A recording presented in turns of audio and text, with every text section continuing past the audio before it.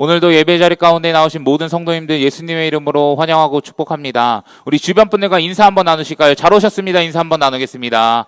잘 오셨습니다. 우리 한 번 더 인사할 때 이렇게 인사할까요? 하나님이 우리와 함께 하십니다. 하나님이 우리와 함께 하십니다. 하나님이 오늘도 우리와 함께 하셔서 우리에게 큰 은혜를 부어주실 줄 믿습니다. 오늘은 이 복음 전파의 목적이라는 이 제목을 가지고 함께 하나님의 말씀 나누도록 하겠습니다. 제가 새벽에는 당연히 말씀을 이렇게 전하고 하지만 이게 수요일, 금요일 이 강단에 올라오는 게 정말 오랜만에 말씀을 전하는 것 같습니다. 제가 항상 데살로니가 전서의 말씀을 나눴었는데 이 전에 데살로니가 교회에 대해서 이런 이야기를 했었어요. 데살로니가 교회는 믿음의 행함이 있고 사람의 수고가 있고 소망의 인내가 있는 교회였다. 그리고 바울이라는 사람을 본받고 마게도냐와 또 다른 지방에까지 또 본이 되는 교회, 타인들의 다른 교회의 본이 되는 교회의 모습으로 살았었고 그 본의 구체적인 모습은 우상을 버리고 이제는 하나님께 돌아와서 이 소망을 가지고 재림의 소망을 가지고 그 가운데 고난이 있고 시련이 있고 핍박이 있고 어려움이 있지만 참고 견뎌내며 인내하는 삶을 살아간다라고 말씀드렸습니다. 그리고 나서 이제는 2장의 말씀을 들어오는데요. 2장의 말씀은 이 바울이 자신의 이 사도적인 이 상황을 변호하는 입장에서 쓰여진 글입니다. 그러니까 데살로니가 상황을 사실 계속 알아야 되는데 데살로니가에서 말씀 전했을 때는 굉장히 짧은 시간 말씀을 전했습니다. 하지만 그의 파급력은 엄청났죠. 복음이 급속도로 퍼져나갔고 많은 사람들이 예수님께 돌아왔습니다. 그러면서 동시에 유대인들의 핍박도 너무나 많았어요. 그래서 괴롭힘을 당하고 성도들은 끌려가고 이런 일들이 있었습니다. 그러니까 바울도 사실 목숨이 위험하니까 어떻게 하죠? 금방 다른 지역으로 떠나버리는 거예요. 그러니까 짧게 사역하고 복음의 열매는 많아졌지만 그들을 계속 관리해줘야 되고 이렇게 해야 되는데 개척교회 만들어 놓고 이제 금방 좀 떠나게 되는 실상이었습니다. 그러면서 다른 사람들이 이 바울을 깎아내리고 바울을 공격하기 시작하는 거죠. 그러니까 바울을 이제 비난하는 겁니다. 그런데 여러분 이것이 단순히 바울만 공격하는 것이 아니라 결국 그 어떤 사상이라고 이야기할까요? 사상을 전파한 사람을 공격한다는 건 그것 자체를 공격하는 것인데 결국 바울을 공격하는 것은 바울이 전한 복음을 공격하는 것과 동일한 일이에요. 그러니 바울은 이 복음을 또 변호하고 지키고 그들이 복음으로 살아가게끔 이 어떤 상황에서 지금 나의 어떤 마음이 이렇고 내가 너희에게 어떻게 행했는지 너희 다 알잖아 라고 하면서 이 편지를 쓰고 있었다라고 하는 것이죠. 그런데 이 본문 속에서 자신이 어떻게 사역했는지 그리고 내 사역의 목적이 무엇이었는지 오늘 본문은 말해주고 있다라고 하는 것입니다. 그래서 데살로니가 교회의 이 말씀을 저희가 전서나 후서를 전체적으로 읽어보면 바울이 목회자로서 이 성도를 향한 마음, 이 교회를 향한 마음, 이 한 영혼을 향한 마음을 너무나 잘 알 수 있는데 오늘도 그 마음을 한번 확인해 볼 수 있는 시간이 될 것 같습니다. 그래서 이 내용을 통해서 복음 전파의 목적, 복음을 전하는 이 목적이 무엇이었는지 다시 한번 확인하며 나아갈 수 있는 시간이 되기를 소원합니다. 우리 성도님들 한번 질문 한번 드려볼게요. 복음 전파의 목적이 무엇일까요? 복음 전파의 목적, 그 목적이 무엇이겠습니까? 이렇게 질문하면 아마 우리 성도님들 안에 그래도 나름의 대답하는 것들이 분명히 있을 겁니다. 한 영혼을 구원하는 일이니까 복음 전파해야 됩니다. 한 사람을 살리는 일이니까 복음 전파해야 됩니다. 예수님을 전하는 게 우리의 사명이니까 복음 전파해야 됩니다. 이렇게 말씀드릴 수도 있을 것 같습니다. 근데 이게 다 틀린 말이 아니거든요. 다 맞는 말입니다. 그러나 오늘 본문 그리고 바울이 가지고 있는 복음 전파의 목적은 조금 더 깊은 의미, 조금 더 심오한 의미를 담고 있다는 것을 우리는 기억해 보아야 합니다. 근데 크게 두 가지로 말씀드릴 수 있는데 첫 번째는 무엇이냐면 하나님을 기쁘시게 하는 거예요. 복음 전파의 첫 번째 목적이 무엇이냐면 하나님을 기쁘시게 하는 것입니다. 하나님을 기쁘시게 하는 것. 여러분 저희 2절 말씀 한번 보시면 이렇게 기록되어 있죠. 빌립보에서 고난을 받았다고 이야기합니다. 그러니까 바울의 선교 여행을 보시면 우리가 이 선교 여행을 잘 알고 있다시피 사실 바울이 어디 가서 복음 전하면 고난이 찾아오고 또 매 맞고 얻어 터지고 이러면 떠나는 모습 아니면 맞기 전에 떠나가는 모습 이런 모습들을 볼 수 있습니다. 근데 데살로니가 교회에 올 때도, 데살로니가 지역에 올 때도 어떤 모습일까요? 얻어 터지고 온 거예요. 그 전 지역에서도 맞고, 얻어 터지고, 고난당하고, 매맞고 이러면서 이 데살로니가에 온 것입니다. 그런데 성도님들, 얻어 터지면 하고 싶나요? 저는 진짜 하기 싫을 것 같습니다. 제가 그 학교 앞에서 이제 전도하거나 출근길 전도할 때 조금 어려움이 있으면 사실 금방 하기 싫은 마음이 막 엄청 올라오거든요. 뭐 학교 앞에서 이제 이런 거 좀 나눠주지 마세요. 이런 거 하지 마세요. 아니면 엄청 비아냥거리고 가는 사람들 있을 때면 그냥 제가 사탕 들고 나 사탕 다 집어 던지고 싶습니다. 그러니까 그렇게 내가 좋은 마음으로 복음 전하겠다고, 내가 예수님 전하겠다고 애들 앞에 더워 죽겠는데 거기 가가지고 막 안녕 막 바보처럼, 애들은 뭐라고 생각하겠어요? 저 아저씨 뭔데 저기서 인사하고 있냐 뭐 이렇게 내가 그렇게까지 쪽팔린 거 있는데도 내가 가서 하는데 막 또 누군가 나와서 나눠주지 말라 막 비아냥거리고 막 지나가고 이런 사람들이 있으면 진짜 하기 싫더라고요. 그런데 내가 매를 맞는다? 내가 복음을 전하다가 매를 받고, 내가 복음을 전하다가 고난을 당한다? 그냥 하지 마세요가 아니라 나를 죽일 정도로 패고 나를 죽일 정도로 괴롭힌다면 진짜 하기 싫은 정도가 아니라 사실 정신적으로 굉장히 트라우마 정도의 수준이 아닐까라는 생각을 해보게 되거든요. 그런데 바울은 어떤 모습이냐면 이렇게 얻어 터져도 다른 지역 가서 동일하게 복음을 전하고 있습니다. 다른 곳에서도 가면 유대인들에게 또 핍박당하고 또 욕먹을 거 아는데도 가서 복음을 전해요. 그럼 또 핍박이 오면 어떡합니까? 또 도망쳐요. 근데 또 도망치는 곳에서 어떻게 합니까? 복음을 전해요. 말씀을 전해요. 예수 그리스도를 전하고 있습니다. 그러니까 끊임없이 복음을 전하고 있는 게 사도 바울의 모습이라는 거예요. 그런데 이것이 사도 바울의 복음의 정신이 아주 깃들어져 있는 모습이라고 하는 거예요. 여러분, 그 당시에는 많은 순회자들이 사실 많이 있었고, 그 순회자들이 올바르게 좋은 진리나 말씀들을 전하러 다니는 사람들도 분명히 있지만 돈을 목적으로 또 개인의 사사로운 이익을 위해서 순회하면서 돌아다니는 사람들도 분명히 있었습니다. 근데 바울은 그런 목적을 가지고 내가 움직이고 행하는 것이 아니라 그 내용을 3절에서 이야기하면서 4절에 바로 이렇게 이야기하거든요. 4절 말씀을 세번역 성경으로 한번 보여주시면, PPT 한번 보여주실까요?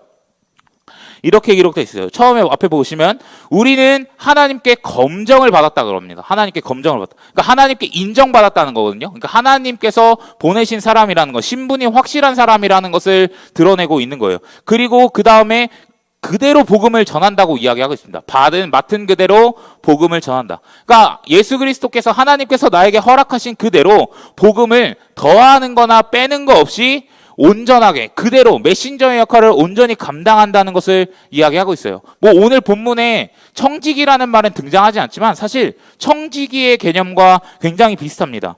여러분, 청지기가 무엇입니까? 주인이 나에게 맡겨준 것을 잘 관리하는 사람이 청지기잖아요. 그런데 하나님께서는 이제 바울에게 이 복음이라는 것을 맡기고 청지기의 삶을 살게 하셨다는 거예요. 그러면 이제는 이방인의 사도로서 복음을 전하는 청지기의 삶입니다. 복음을 맡은 자로서 이제는 복음을 전하며 살아가는 인생이에요. 그렇다면 여러분, 청지기에게 중요한 것은 무엇일까요?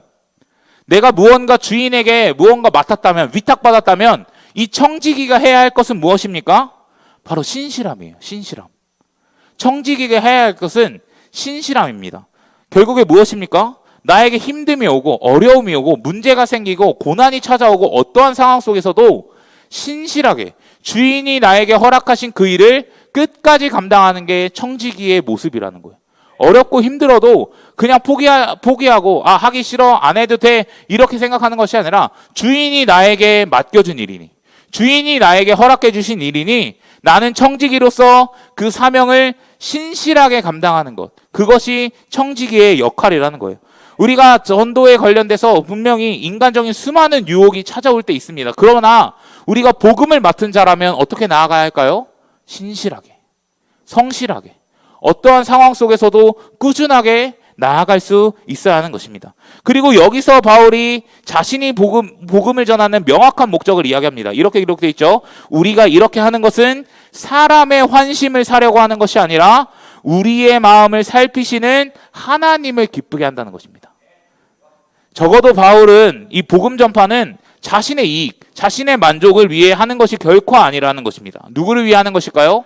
하나님을 기쁘시게 하려고 드리는 것입니다. 그렇다면 성도님들, 우리가 복음을 전할 때도, 우리가 이웃에게, 우리가 가족에게, 우리가 다른 사람들에게 복음을 전할 때도 그 목적은 무엇이 되어야 합니까? 하나님을 기쁘시게 하는 일인 줄 믿습니다. 아멘이십니까?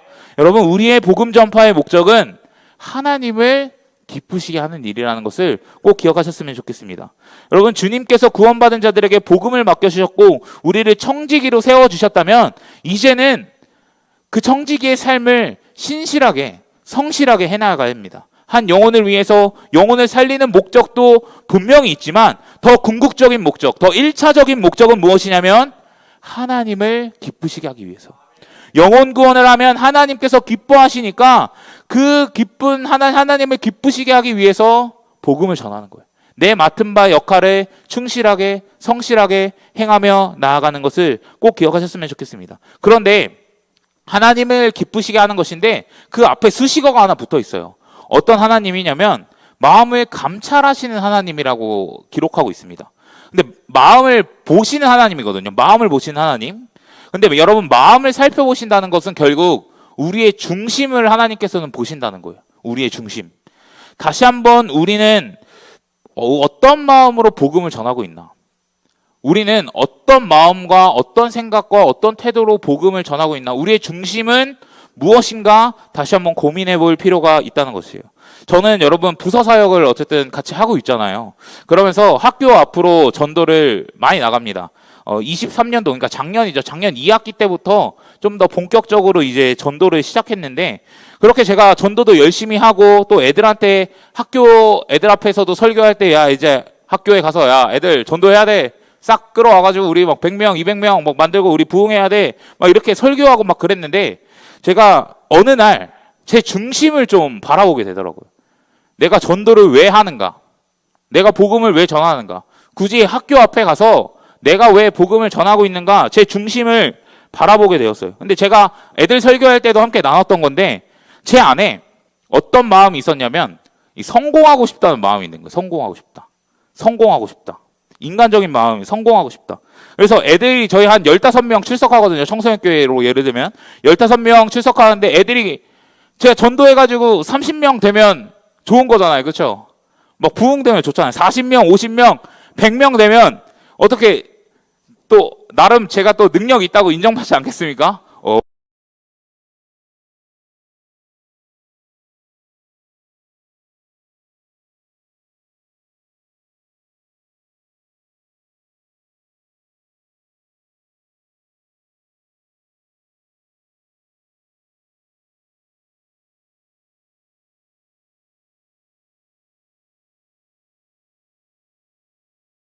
이렇게 하면은 우리 김호세 목사님 부흥 장난 아니에요. 와주셔서 얼마나 이 목회 인생에서 저에게 이득이 되는 일이겠습니까?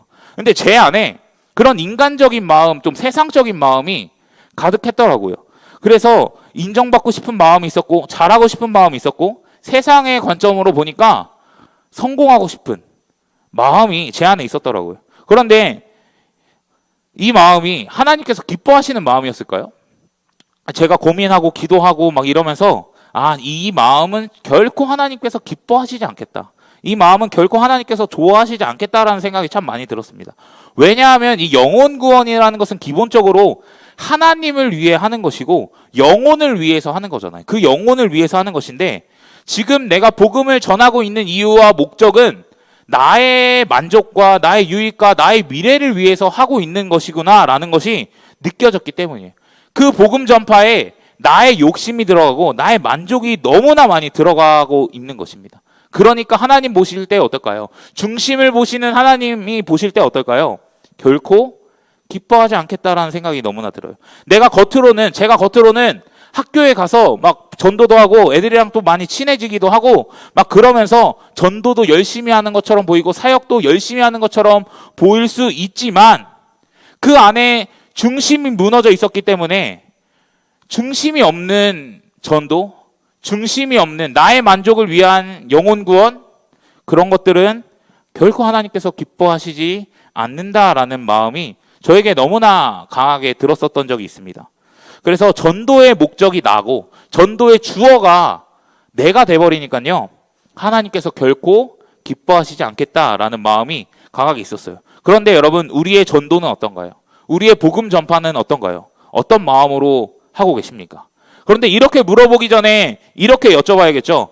복음 전파는 하나님께서 주신 사명이고 하나님께서 기뻐하시는 일인데 여러분, 감당하고 계십니까? 청지기로서 그 사역, 그 사명을 감당하고 계십니까? 어떤 형태든 어떤 모습이든 어느 곳에서든 크고 작음에 상관없이 전하고 계십니까? 먼저 이렇게 한번 여쭤보고 싶어요. 하나님이 기뻐하시는 일인데 하나님께서 기뻐하시는 일 우리가 감당하고 있느냐라고 하는 것입니다. 제가 SNS 이렇게 인스타그램 좀 보다가 기독교 컨텐츠를 하나 보게 되었는데 이런 말을 하더라고요. 우리가 주일에 교회 나가는 거, 주일 성소하는 거는 엄청 칼같이 지키려고 해요. 막 여행 가시는 분들은 딴 데 가서라도 예배를 꼭 드리려고 하고, 어떠한 상황이든 내가 주일에 못 나오는 상황이면 새벽에라도 나와서 예배를 드리고 가려고 하고, 그렇게라도 하지 못하면 온라인 예배라도 꼭꼭꼭 내가 드려서 주일을 성소화해야겠다는 이 굳은 마음, 사실 우리 모두에게 다 있을 것입니다. 그런데 전도에 있어서는 아무런 양심의 가책을 느끼지 못한다고 이야기해요.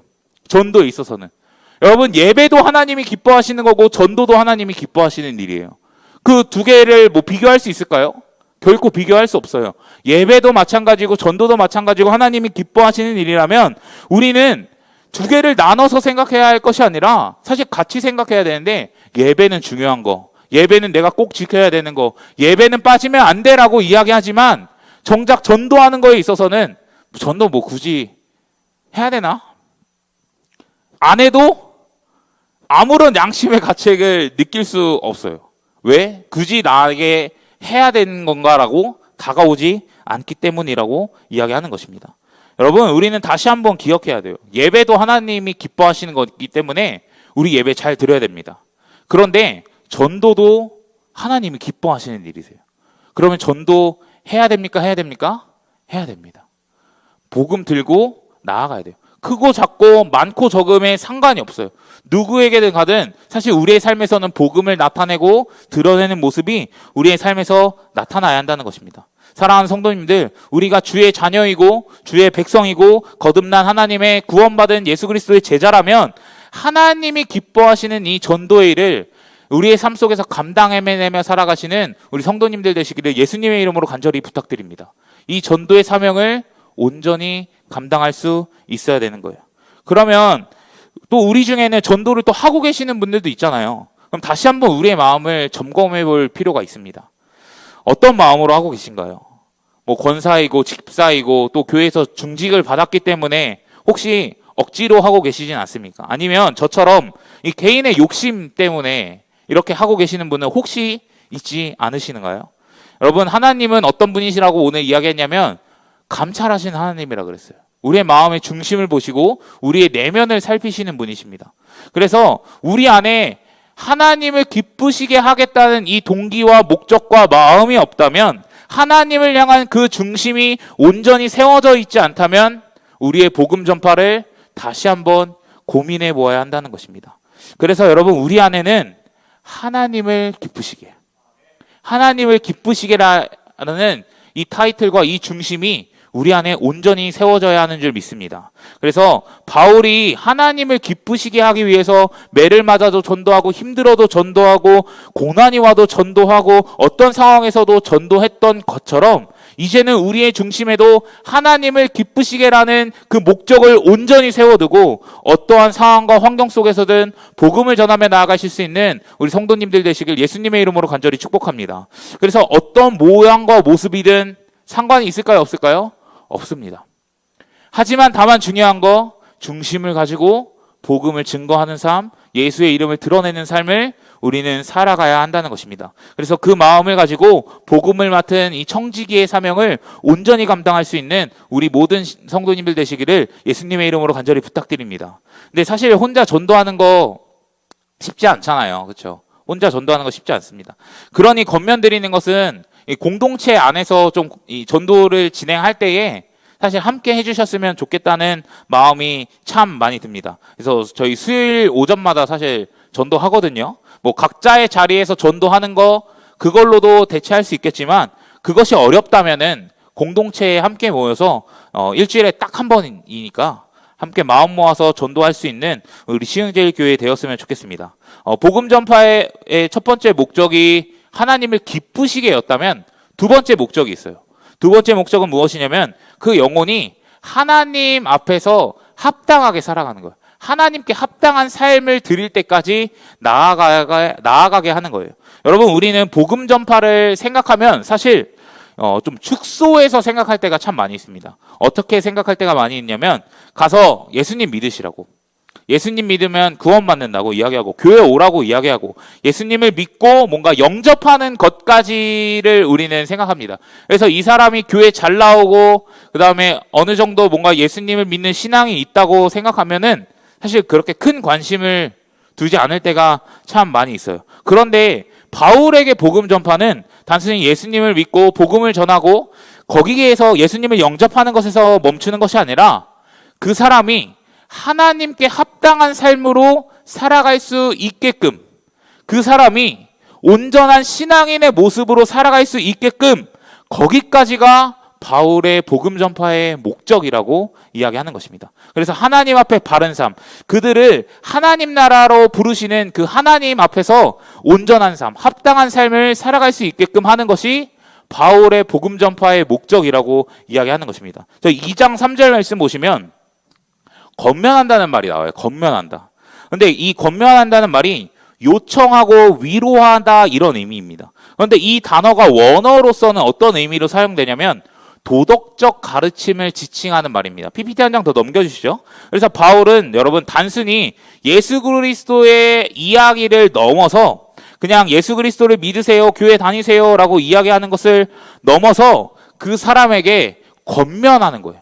그 권면이 무엇입니까? 결국엔 도덕적인 삶을 살아갈 수 있도록, 너가 하나님의 말씀대로 살아갈 수 있도록 요청하고 위로하고 격려하고 권면하는 거예요. 그 사람이 말씀대로 하나님 앞에 합당한 삶을 살아갈 수 있을 때까지 말하는 것입니다. 그래서 쉽게 이야기하면 바울이 지금 전하고 있는 이 권면은 그들이 바른 삶, 도덕적인 삶, 정결한 삶을 살아가기 원한다고 이야기하는 거예요. 그러니까 결국에 그 목적이 무엇이냐면 단순히 예수님 믿었어? 거기까지가 아니라 이제는 그들의 삶의 변화를 원하고 있는 것입니다. 그냥 예수님 믿어에서 그치는 것이 아니라 그들의 삶이 변할 수 있도록 하나님 앞에서 온전히 살아갈 수 있도록 도와주고 애쓰고 권면해주고 힘내라고 이야기해주는 거예요. 그런데 여러분, 왜 삶의 변화가 중요할까요? 근데 왜 삶의 변화가 중요할까요? 12절 말씀에 보면 이렇게 기록되어 있는데 PPT 한 장 넘겨주시죠. 저희 12절 말씀 죄송해요. 한 장 더 넘겨주세요. 12절 말씀입니다.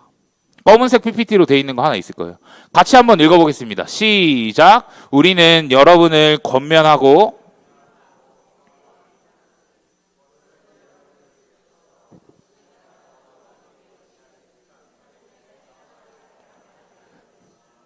그러니까 지금 바울이 이야기하는 것은 여러분의 권면하고 격려하고 경고하는데 그것은 여러분을 부르셔서 당신의 나라와 영광에 이르게 하시는 하나님께 합당하게 살아가게 한다라고 이야기하는 것입니다.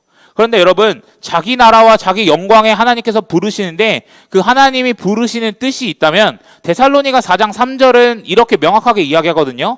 그 하나님의 뜻은 무엇이냐면 너희의 거룩함이라고 이야기합니다. 거룩함. 그러니까 하나님이 결국 우리를 구원하시고 우리가 그 구원의 여정을 걸어가는 데 있어서 우리는 어떻게 살아가야 하는 것입니까? 거룩함으로 살아가야 되는 거예요.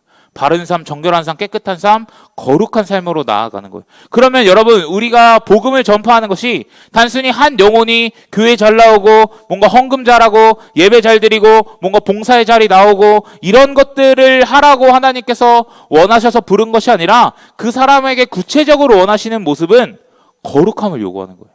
거룩한 삶, 정결한 삶, 깨끗한 삶. 결국에 무엇입니까? 하나님의 말씀대로 살아가는 삶을 요구하고 원하고 있다는 거예요. 그리고 이제는 우리가 이 부르심에 응답한다면 내가 이전에 가지고 있던 삶의 모습, 나의 거룩하지 못한 모습, 죄악된 모습들, 이제는 부정했던 나의 모습들을 다 내려놓고 거룩함으로 나의 인생과 나의 삶을 살아갈 수 있어야 한다라고 하는 것입니다. 근데 다시 한번 12절 말씀 보여주시면 우리가 중요하게 봐야 될 것이 하나님께서 여러분들 부르셔서 당신의 나라와 영광에 이르게 하신다고 기록하고 있어요. 이르게 하신다. 여러분 결국 그 나라와 영광이라는 것은 결국 하나님 나라를 이야기하는 건데 여러분 이 하나님 나라가 이르게 한다고 이야기합니까? 아니면 이미 이루어졌다고 이야기합니까? 이르게 한다고 이야기하고 있어요. 이미 이루어졌어요. 과거형 모든 것이 완성되었습니다. 모든 것들이 다 준비되었습니다. 이런 게 아니라 미래적 차원 이루어질 것입니다 라고 지금 이야기하고 있는 거예요. 그러니 우리는 미래적 차원을 생각해 보아야 돼요. 여러분 우리가 구원을 이야기할 때 현재적 차원과 이 미래적 차원이 있습니다. 현재적 차원 우리가 무엇입니까? 잘 알고 있듯이 여러분들 이미 구원 받았습니다. 우리가 십자가 복음의 사건을 믿으면 우리는 구원 받았습니다. 이것이 현재적 차원의 구원이에요. 그런데 현재적 차원의 구원뿐만 아니라 미래적 차원, 미래에 완성될 구원도 있다는 것을 우리는 기억해야 한다는 것입니다. 여러분 우리가 하나님 나라에 관해서 이야기했을 때 이런 이야기를 많이 써요. 이미 왔으나 아직 오지 않았다. 이미 왔으나 하나님의 나라는 이미 왔으나 아직은 오지 않은, 아직은 완성되지 않았다라고 이야기합니다. 그런데 구원을 받았을 때도 마찬가지예요. 우리가 이미 예수 그리스도의 십자가 그 사건을 믿음으로 사실 현재적 구원을 받았지만 이 미래적 차원, 그 구원의 완성을 향해 달려나가야 하는 것들을 이야기하고 있습니다. 그래서 이 구원이 마지막 때까지 우리는 붙잡고 그 구원을 두렵고 떨리는 마음으로 이루어 나가야 하는 것들을 이야기하고 있는 거예요. 그러면 여러분 그 미래의 그날, 뭐 내가 죽던지 아니면 예수님이 다시 오시는 그날까지 우리는 어떻게 믿음으로 살아가야 하는 거잖아요. 그럼 그 믿음으로 살아가는 모습이 무엇이냐? 거룩한 삶이라고 이야기하는 거예요. 그 구원의 완성을 이루는 그날까지 예수님이 다시 오든 내가 죽는 그날 하나님 앞에 올려가는 그날까지는 어떻게 살아야 하냐고 이야기하면 거룩하게 살라고 이야기하고 있는 것입니다. 그럼 믿음은 여러분 행함으로 드러나는 거잖아요. 나 예수님 믿어라고 말만 하는 것이 아니라 우리의 삶 속에는 거룩한 삶의 모습, 예수님의 말씀, 하나님의 말씀대로 살아가는 온전한 모습이 내 삶 속엔 이제는 드러나야 하는 것을 이야기합니다. 그러면 우리가 구원받았다고 이야기하면 이 세상 속에서 살아가면서 이 세상의 가치관, 이 세상의 풍조, 이 세상의 방식에 따라서 살아가는 것이 아니라 이미 나는 그 유업을 미래에 받을 사람이잖아요. 그러면 이 땅에서부터 하나님 나라 시민으로서 살아가는 거예요. 그럼 어떤 가치관을 가지고 살아가는 걸까요? 하나님 나라의 가치관을 가지고 하나님 나라의 방식과 하나님 나라에서의 삶에 합당한 자의 모습으로서 이 땅을 살아가야 하는 것을 이야기하고 있습니다. 다시 한번 말해서 거룩하게 살아가라고 우리에게 요구하고 있는 것입니다. 그러니까 여러분 이 말에서 행하니까 우리는 구원을 받을 수 있습니다. 거룩하게 살아가니까 하나님 나라를 받을 수 있습니다가 아니라 그 나라에 들어갈 준비, 부르신 분 앞에서의 합당한 삶, 부르신 분이 원하는 삶, 그 모습을 구원의 완성을 두렵고 떨리는 그 마음으로 거룩함으로 살아가라고 우리에게 요청하고 있는 것입니다. 그러면 여러분 오늘 본문에서 12절에서 바울이 말하는 것은 먼 미래에 결국에 우리는 하나님 나라를 경험하고 누리게 될 것들을 이야기하는데 그때까지 거룩하게, 그때까지 말씀대로 살라고 이야기하는 거예요. 예수 그리스도를 믿고 이제는 그 믿음의 여정을 시작했다면 그 네가 하나님 나라의 유업을 받는 그날까지, 하나님 나라를 상속받는 그날까지 구원의 여정을 두렵고 떨리는 마음으로 거룩하고 정결하고 깨끗하게 살아가라고 요청하고 있는 것입니다. 그리고 그렇게 살아야 진짜 구원을 받고 영원한 하나님의 나라를 누리면서 살아갈 수 있다고 이야기하는 거예요. 플러신학교에 계신 김세윤 교수님이 이 자신의 책 구원이란 무엇인가에서 이런 말을 이야기합니다. PPT 한 장 보여주시면 하나님께 대한 의존은 순종으로 표현됩니다. 그것이 진정한 믿음의 상태입니다. 그런데 순종 없는 믿음, 새로운 하나님의 시민으로서 하나님의 뜻대로 사는 그런 윤리가 없는 믿음은 곧 거짓 의존이며 거짓 믿음입니다.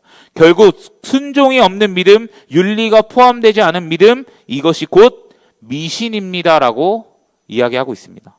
여러분 우리가 이 땅에서 하나님 나라와 그 하나님 나라의 자녀와 백성처럼 그분의 말씀대로 따라 살아가지 못하고 거룩함으로 나아가지 못하면 심한 표현으로 미신이라고 이야기하는 거예요. 미신 결국 무엇입니까? 잘못 믿고 있다고 이야기하는 거예요. 그것은 참된 믿음이 결코 아니라고 이야기하는 것입니다. 근데 여러분, 이 문제는 구원의 영역에 있어서 너무나 중요한 문제거든요. 사랑하는 성도님들, 이 말씀을 1차적으로 우리에게 적용해 볼까요? 나는 예수님 믿는다고 말하고 교회 다닌다고 하는데 그분의 부르심을 입으면서 살아가고 있는데 내 삶의 모습은 거룩함으로 나아가고 있습니까? 내 삶의 모습은 정결함으로 살아가고 있습니까? 두렵고 떨리는 마음으로 그 거룩함으로 이 세상을 살아가고 있습니까? 우리에게 적용해 볼 수 있을 거예요.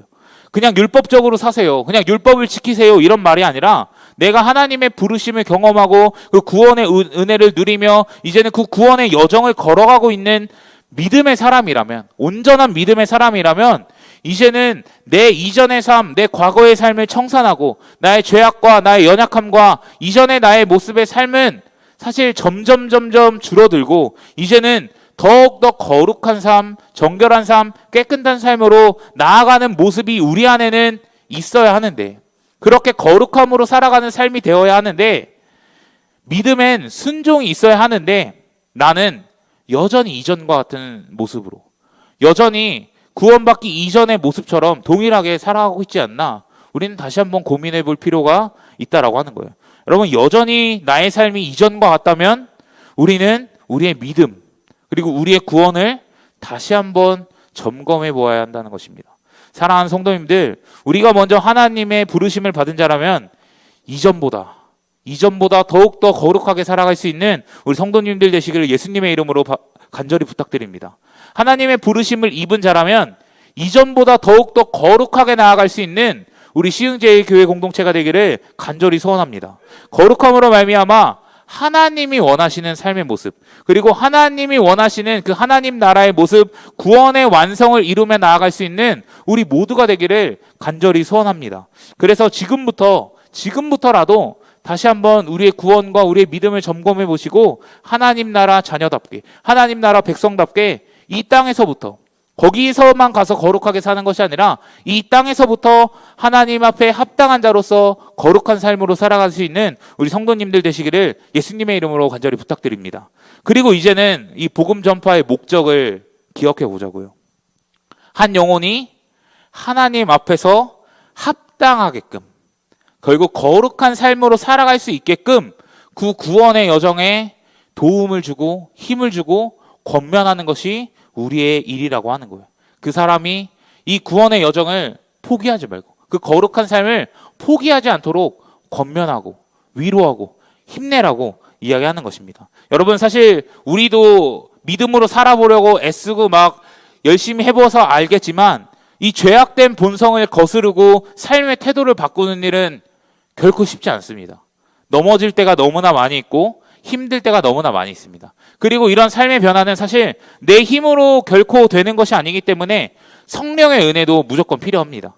근데 더 나아가 바울처럼 우리의 모습은 성령의 역할을 우리가 대신해 줄 수는 없잖아요. 그러나 우리의 역할은 오늘 나온 바울처럼 끊임없이 권면하는 것이 필요하다고 이야기하는 거예요. 어떻게 권면해야 되는가는 다음번에 이야기하겠지만 우리가 한 영혼이 그 구원의 여정 속에서 끝까지 살아갈 수 있게끔, 거룩하게 나아갈 수 있게끔 권면해야 됩니다. 위로해야 됩니다. 도와주는 것이 우리의 삶의 모습이 필요하자라고 있는 거예요. 그러니까 그 한 영혼이 정말 나 하기 싫고 이 구원의 여정을 포기하고 싶다는 그런 마음이 들 때도 우리는 가서 이야기해줘야 돼. 아니야, 우리 할 수 있어. 우리 거룩하게 살아가고 우리 하나님 나라의 소망을 기대하면서 계속해서 앞으로 나아가야 돼. 두렵고 떨리는 마음으로 그 구원의 여정을 이루어 나가. 결코 포기하지 마. 하나님은 너에게 이 하나님 나라를 주기 원하셔. 그러니 끝까지 함께 가자. 그러니 좀 더 힘내보자. 그러면서 계속해서 그 사람이 거룩한 삶을 살아갈 수 있게끔 힘써주고 도와줘야 한다는 것입니다. 그러니 여러분, 복음 전파라는 게 단순히 교회 오게 하는 거, 단순히 예수님 믿으라고 이야기하는 거, 거기서 끝이 아니라고 이야기하는 거예요. 그들의 삶이 거룩함까지 나아갈 수 있도록 우리는 도와주고 애써줘야 합니다. 근데 여러분, 우리 주변에 그런 전도 대상자들 분명히 있을 거예요. 그리고 전도 대상자들이 아니더라도 우리 교회 안에도 끊임없이 관심을 주고 또한 이 구원의 여정을 끝까지 함께 할 수 있도록 좀 도와줘야 되는 그런 지체들이 분명히 있을 것입니다. 그러면 우리는 어떻게 그들에게 행동해야겠습니까? 그 영혼이 거룩하게 살아갈 수 있게끔 도와주십시오. 건면해 주십시오. 위로해 주십시오. 그리고 계속해서 예수 그리스도 복음과 하나님 나라의 이야기를 들려주십시오. 그래서 끊임없이 복음을 전하고 권면해 주시기를 주님의 이름으로 간절히 부탁드립니다. 그리고 그렇게 살아가는 자만이 하나님 나라를 유업으로 얻는 거예요. 그러니까 이거는 구원에 있어서 너무나 중요한 문제입니다. 구원에 있어서 너무나 중요한 문제이니 그 거룩한 삶으로 그 한 영혼이 나아갈 수 있게끔 끝까지 품으실 수 있는, 끝까지 권면하실 수 있게끔 하는 것이 목적입니다. 그래서 여러분 이 두 가지 목적을 기억하시면서 하나님 앞에서 나의 믿음과 나의 구원을 다시 한번 점검해 보시고, 또한 때를 얻든지 못 얻든지 여러분 복음 전파에 힘쓰며 나아가실 수 있는 우리 성도님들 되시기를 부탁드립니다. 그래서 하나님을 기쁘시게 하기 위해서 그 한 영혼이 구원의 여정을 끝까지 걸어나갈 수 있도록, 그 거룩함으로 나아갈 수 있도록 지속적인 관심과 권면과 사랑으로 복음을 전파할 수 있는, 그런 목적을 가지고 복음을 전파할 수 있는 우리 시흥제일교회가 되기를 예수님의 이름으로 간절히 축복합니다. 우리 함께 찬양하고 기도함으로 나아가도록 하겠습니다.